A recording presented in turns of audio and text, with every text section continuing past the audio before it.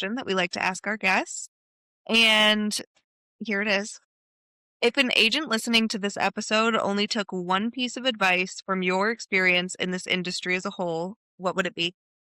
This is the one piece of advice that I got from early on in my career. And it is simply this.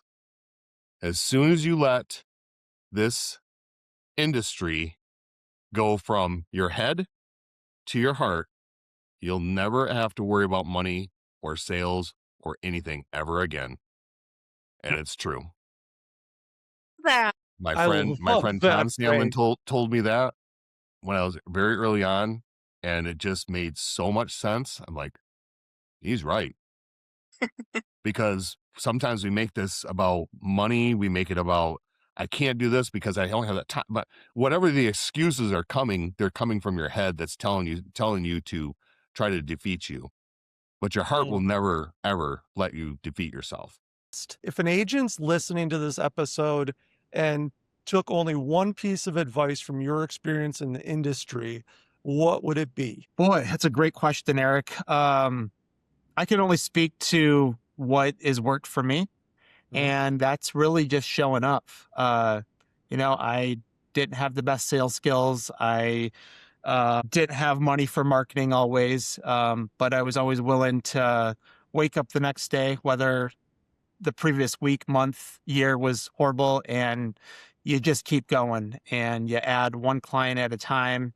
And you'll look back 5 years, 10 years back on your career and realize what you've accomplished. And sometimes you don't see that in the heat of the moment. It feels bleak. Sometimes the industry feels bleak, and you just got to put it all in perspective that it's a journey, and Rome wasn't built in a day. Tim always likes to say a flat roller coaster would be no fun. Oh, That's great. I like good that. one too. I like that. We're just riding the roller coaster. Let's have some closing question we ask every guest. So if an agent's listening to this episode and it only took one piece of advice from your experience in the industry, what do you think it would be? Okay, I'll change it up. And it surprises me how many people don't get to know their rep. And some of that might be on the rep, but you could be a squeaky wheel and insist on a visit. I personally try to take opportunities. Right now it's crazy busy. So if you're listening and you're one of my agents, I would love to connect with you, if we haven't, or even if we have.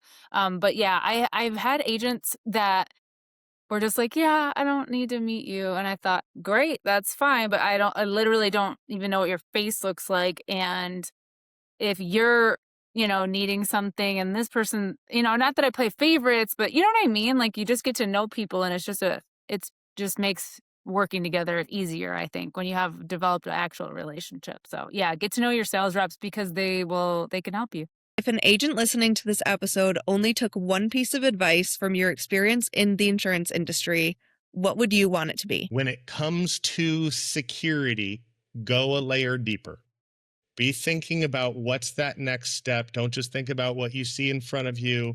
Think about what could happen and how do you put a simple fix in place so that doesn't happen. Try to think like the bad guy so that you don't end up having to pick up their mess. Yeah. I love it. A closing question.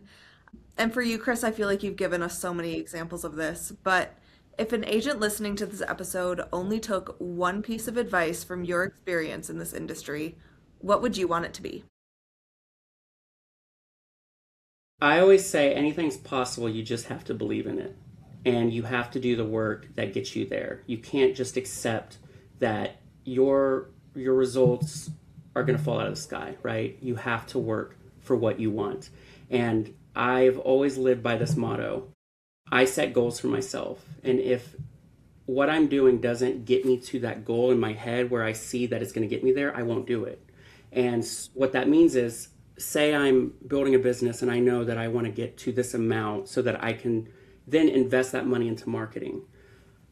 If someone calls me and says, do you want to take a trip to the Bahamas? I would say, no, I can't right now.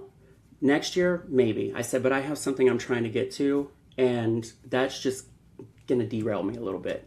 And I'll tell people, no is the number one thing you need to learn in this business. You need to be okay with saying no to people, because these carriers, these reps will work you like a dog, put you in these events and tell you they're the grandest thing, and they may not be, but they have things they need to get done, right? They need to make their carrier look good.